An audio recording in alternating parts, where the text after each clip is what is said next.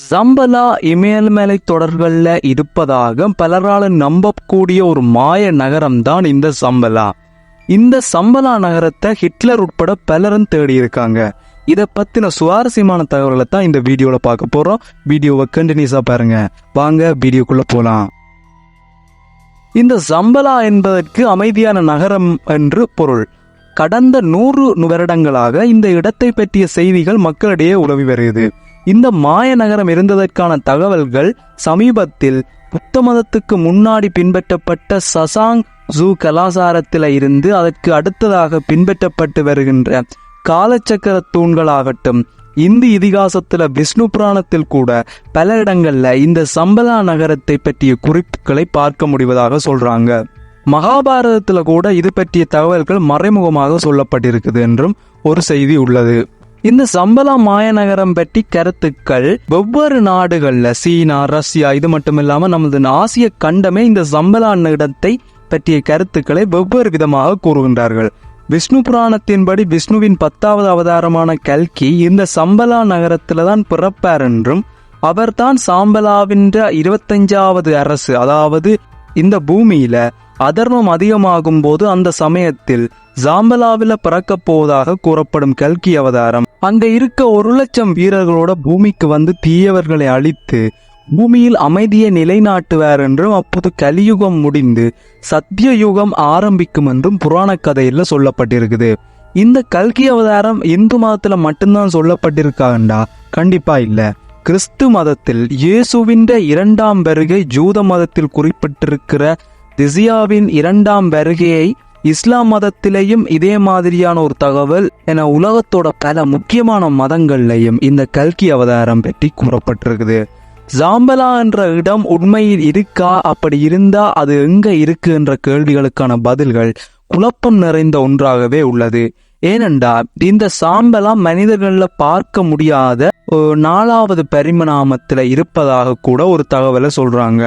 இப்போது இந்த மாய நகரம் இருப்பதை பற்றி கொஞ்சம் விரிவா பார்க்கலாம்.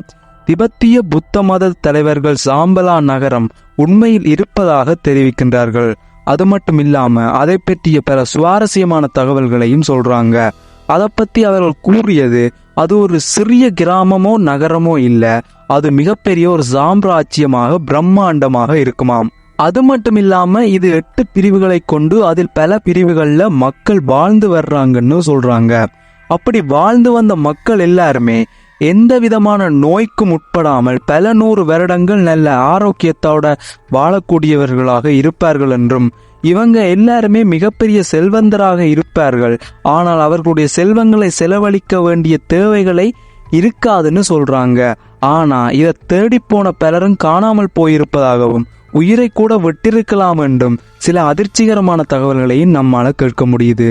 இப்படிப்பட்ட இடம் எங்க இருக்குன்னு பார்க்கும்போது முன்னர் சொன்ன மாதிரி இதற்கான விடையில் பல குழப்பங்கள் நிலவி வருது என்று சொல்லலாம். உதாரணமாக இந்த இடமானது பஞ்சாபின் சட்லஜ் பள்ளத்தாக்கில இருப்பதாக ஒரு தகவலும், இமாச்சல் பிரதேசத்துல இருப்பதாக மற்றொரு தகவலும் இந்தியாவை பேஸ் பண்ணி சொல்றாங்க. அதே மாதிரியே மங்கோலியாவில் சொல்லப்பட்ட கதைகளின்படி இந்த சம்பலா சைபீரிய பள்ளத்தாக்குகள்ல இருப்பதாகவும் கூறப்படுது. இப்படி பல தகவல்கள் கூறப்பட்டாலும் திபெத்தை சுற்றி இருக்கக்கூடிய ஏதோ ஒரு பகுதியில தான் இந்த நகரம் இருக்கலாம் என்று பலரும் உறுதியாக நம்பலாம் என்று சொல்றாங்க. அதற்கு வலு சேர்க்கும் விதமாக திபெத்தில ஏதோ ஒரு பகுதியில சாம்பலா செல்வதற்கான பாதை அமைந்திருப்பதாகவும், அதை பாதுகாக்க இப்படி ஒரு தகவல்கள் கூறப்பட்ட நிலையில திபெத்திய புத்த மத கோட்பாட்டின்படி இந்த சாம்பலா நகரம் ஒருவரின் கர்ம பலன்களை பொறுத்து அந்த நபர் எந்த தீங்குகளையும் செய்யாத நல்ல மனம் கொண்டவராக இருந்தால் மட்டுமே அந்த மாய நகரம் கண்களுக்கு புலப்படும் என்றும் கூறப்படுது. இந்த ஒரு கூட்டுத்தான் நான் முன்பே கூறியது போல ஏன் சாம்பலா 4வது பரிணாமத்துல இருக்கக்கூடாது என்ற ஒரு கேள்வியை எழுப்புது.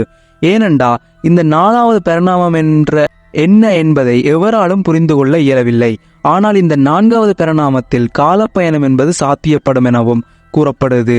இப்படி ஒரு மாய நகரம் உண்மையில் இருக்கா என்ன என்பதை கண்டறிய ஹிட்லர் ஒரு குழுவையும் மற்றொரு குழு ஒரு தம்பதியினரும் திபெத்திய மலைத்தொடர்களை சுத்தி வந்தனர். இப்படி தம்பதிகளாக சென்ற நிக்கோலஸ் மற்றும் அவரது மனைவி பல மலைகள் மீது ஏறியும் ஆய்வுகளை மேற்கொண்டு அவர்களால் சாம்பலா நகரத்தை கண்டுபிடிக்க முடியவில்லை. இரண்டாவதாக ஹிட்லரின் உத்தரவின் பேரில் சென்ற ஸ்காப்பர் தலைமையில ஒரு குழு 1938 தொடக்கம் 39 அந்த ஆண்டுகள்ல மலைத்தொடர்களில் ஆய்வுகளை மேற்கொண்டிருக்கிறோம். ஆனால் இவர்களாலேயும் ஜாம்பலாவை கண்டறிய முடியவில்லை. ஆனால் இதற்கு பதிலாக அவர்கள் அதார்தா என்ற மற்றொரு பூமிக்குள் இருக்கின்ற மாய நகரத்தை கண்டுபிடித்ததாக கூறப்படுது. உண்மையில இப்படி ஒரு மாய நகரம் இருக்கா அல்லது இது ஒரு கட்டுக்கதையாகின்றது எவருக்குமே தெரியாது. ஏனெனில் இந்த நகரத்தை இதுவரை எவரும் பார்த்ததாக கூறியதில்லை, அதற்கான ஆதாரங்களும் இல்லை.